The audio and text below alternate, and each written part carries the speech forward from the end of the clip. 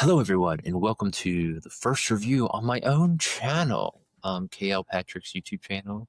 This is going to be kind of an offshoot of the Whimsical Dark that I do over on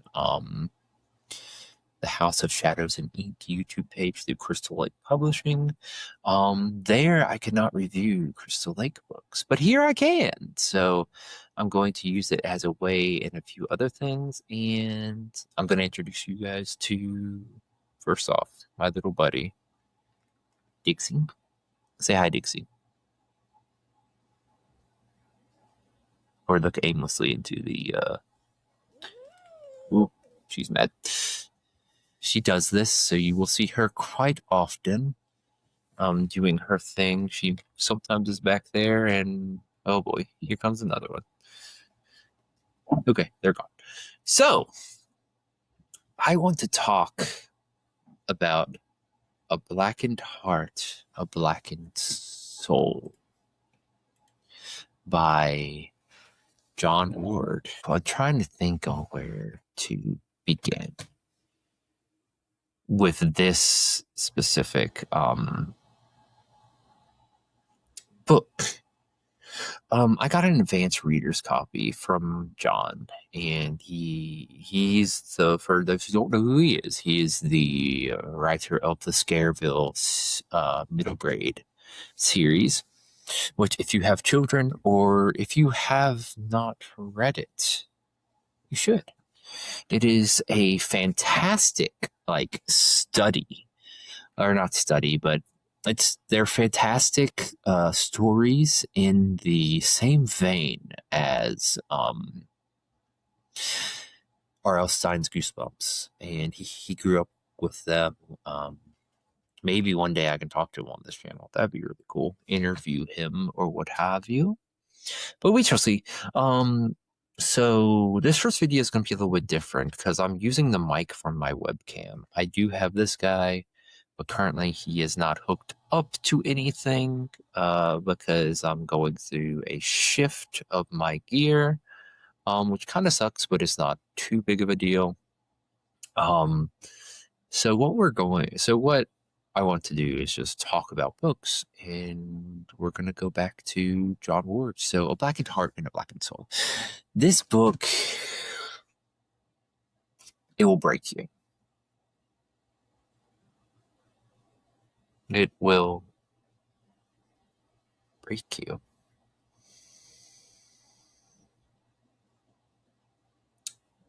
It's a possession story. It's a demonic story, but it's a lot of things. Like if things go wrong, how far away can you go from yourself? And I think that's what's so scary about it is because the book starts at when John is a kid, and it's a different John but the same John, because he uses there are things that a lot of it's fabricated, but there are things that he experienced or that he did, like he was a paranormal investigator and stuff, and that informs the story. He takes some of that from his life. And I really enjoyed this story despite it ripping my heart out and stomping on it. It's up there in the vein of The Exorcist and other great possession stories, because I'm not going to say it's a completely unique take. There's a creepy doll, there's a dead mother, but it's like John is cursed. And there might be some mild spoilers in here, but I want to get across that the prose, the characters, they're all written in first person, so you feel them. You feel them very deeply, and you feel their hurt. You feel how hard things are for each of them. And John loses his mom in a car crash. His dad's paralyzed. His dad doesn't quite handle it well. His grandmother is worried about him, takes him to Father Rosario, who's to help him. And it's all about the failure to see. I think, here's my thing. I think it's the failure to see the signs and the failure to reach out. That's what I feel the underlying, like, thought or the underlying theme kind of is if there's a lot of what ifs. If he didn't take the doll home, if he didn't talk to it, if the father didn't talk to the ghost, if the demon didn't come, if there's so many ifs. If Father Rosario would have stayed closer to John as he heads into part 2, which is later in life, I think it's 20 years later, and he's a famous paranormal investigator and he's dealing with these things after all this tragic stuff happened in his childhood, which you'll have to read to find out. He's faced with a few things. He's going to be a dad. He's going to do these things to enjoy life, but it breaks him, or something changes. His life changes again, and sometimes you expect some type of happy ending, and my friends, I warn you, it's bleak. It's very, very bleak, but I think the title is perfect because it hits you right into your soul. As someone who was bullied, as someone who dealt with issues of various sorts, it just made me think, if my life didn't go the way I thought it would, if I did not hit these specific places, if those above weren't watching out for me, where would I end up?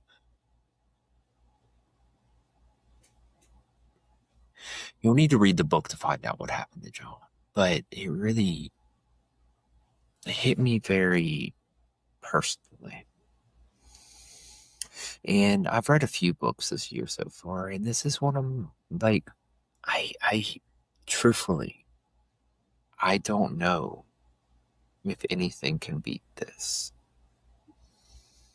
I'm currently reading Conjuring a Demon by John Derrick in the end of the Newport trilogy. Newport, the trilogy. And it's also by Crystal Lake, and I'll probably do a review of it as well, but it's...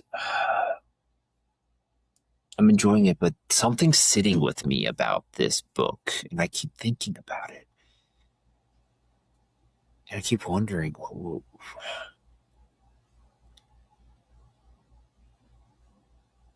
if John had gotten help to fight this demon, whatever it was, and you can think about it in life, would things have ended differently? I'm not going to say how it ends. You're going to have to read it to find that out. And it comes out this Friday. So it's out for pre-order. The paperback's already released. But pick it up and enjoy and give him a shout. And check out Scareville because he's such a great writer. And this will tear you to shreds. It's grief horror mixed with possession horror. And it's made this perfect hodgepodge of the two. Take your time and just read it. And I'll try to do these fairly often over here. I do them weekly on Crystal Lake's YouTube page. YouTube channel, but on this channel, I'm going to try to do that. And then I have some other ideas, which I explained in my first video, which will hopefully go up sometime soon. It should be up by now. But you guys have a great day. Read John Ward's books, all of them. He's a great guy, a great writer. And I hope you guys have a great week, day, or in the future, somewhere in the future. I hope you have a good one. And that's it from me. I might have writing updates from time to time on here, but this is essentially it. So I hope you enjoyed my ramble. I hope you check out his books and read them. And follow me on social media, subscribe, what have you. And then you'll get to hear about some of my work. And I'll keep shouting out my other fellow indie authors. But until then, I'll see you in the next one. Bye-bye.